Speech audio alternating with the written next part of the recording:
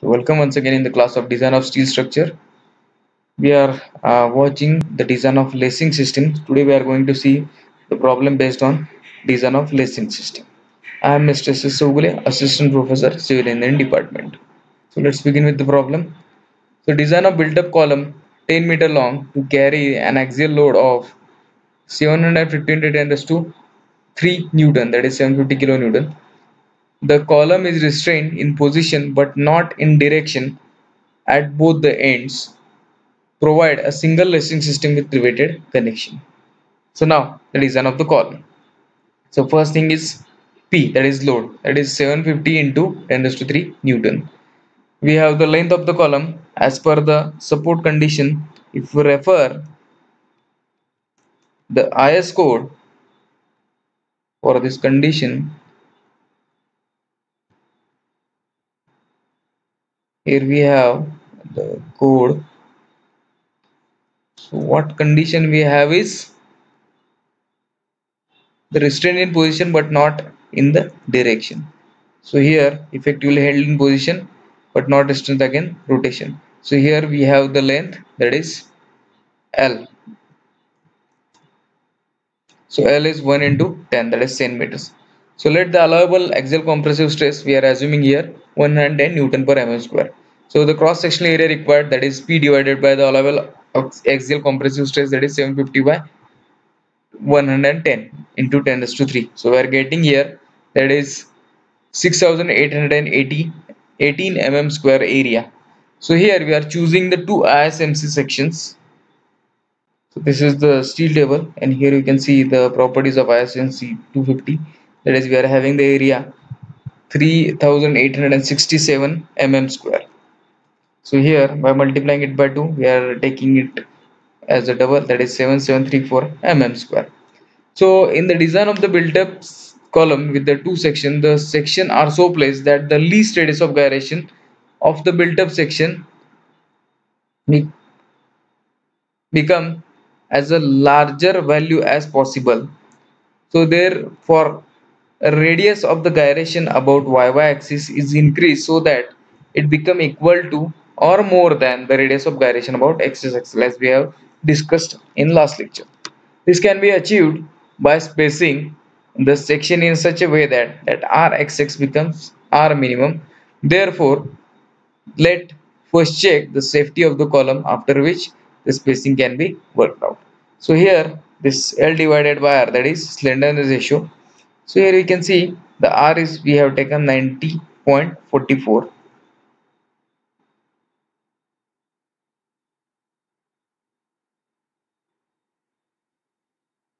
So this is the R value.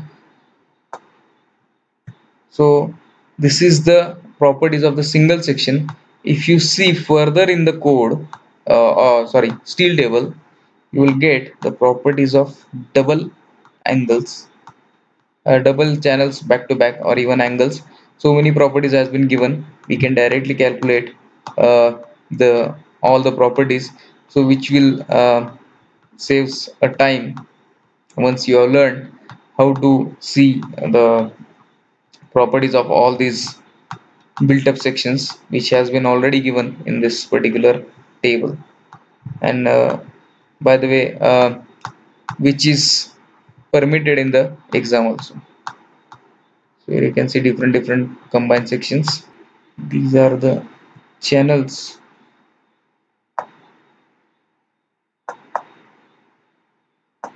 which are back to back. As here you can see, we are going to place it like this, and this is the distance between them. And here it has been written that two channels of same size laced or batten. So we are in search of this ISMC 250. So here you can see these are the different channels. So ISMC 250 we need.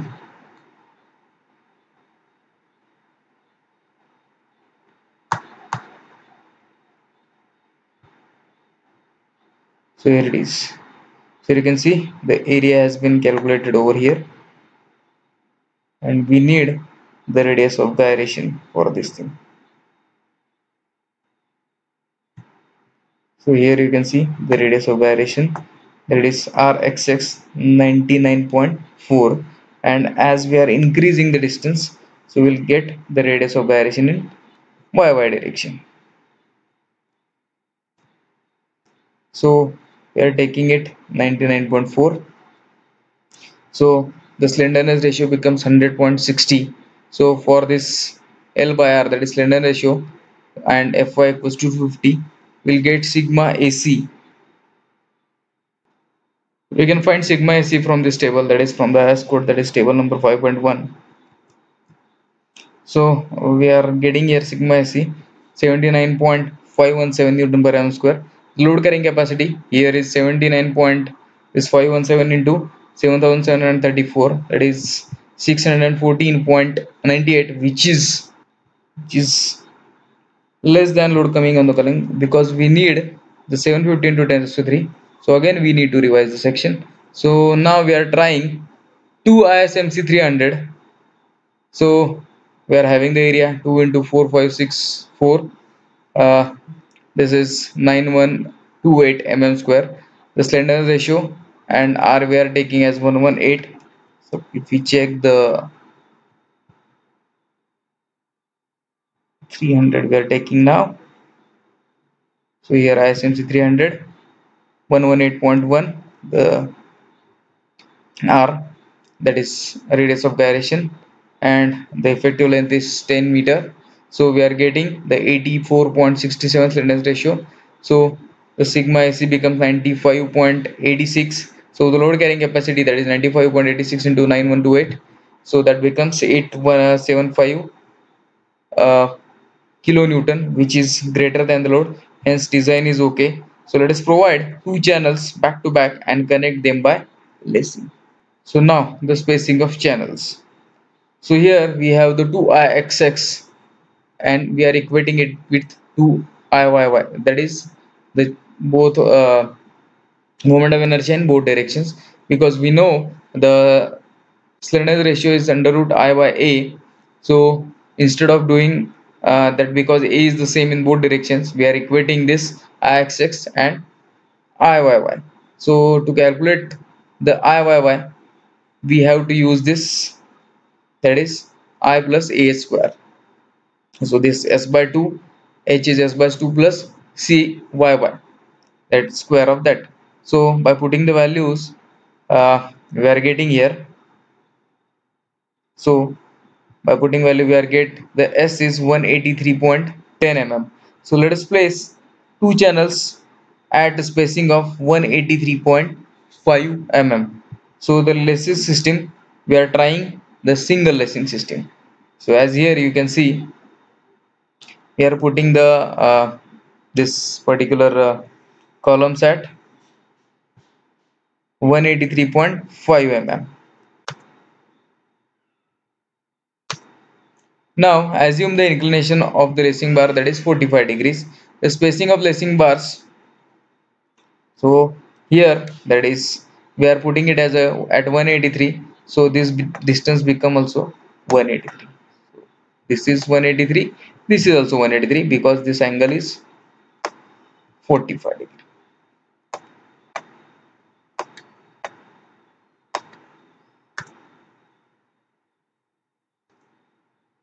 Now the spacing of lacing bar, that is 183.5 plus 50 plus 50 into cot 45. So the that distance become 2 into 283.5 into 1. So that becomes 567 mm. This 50-50 is the G, that is gauge distance, where we need to put the rivet by leaving that distance on the both sides. So the check for slender ratio, that is C divided by RYY. C here is 567 divided by RYY for the single channel, that is RYY, taking R meaning for the single channel. So If you consider ISMC 300, we are getting this RYY 26.1. So that becomes 21.72, which is less than 50, hence it is okay. Also, R divided by C divided by RYY should be less than 0.7 into 84.67, which is the slenderness ratio of the whole member that we have calculated earlier. So that becomes 59.27, hence it is okay. So the maximum share, as we know, it is 2.5%. So we are calculating here 2.5 divided by 100 into 750. So that becomes 18.75 Newton. So the transfer share in each panel V divided by N. Here we have N is 2, that is number of panels 2. So half of this 18.75, that is 9375 Newtons. So the compressive force in lacing bar, that is we know V by N cosec theta. So 9375 into cosec 45. So that becomes 13,258.379 Newtons. So the lacing plates. So let us provide 18 mm of power driven rivets. So the diameter, that is gross diameter of the rivet hole, is 18 plus 1.5, that is 19.5 mm. So for the 18 mm rivets, the width of lacing flats by IS 800 is 55 mm. As we know, we need to see this table.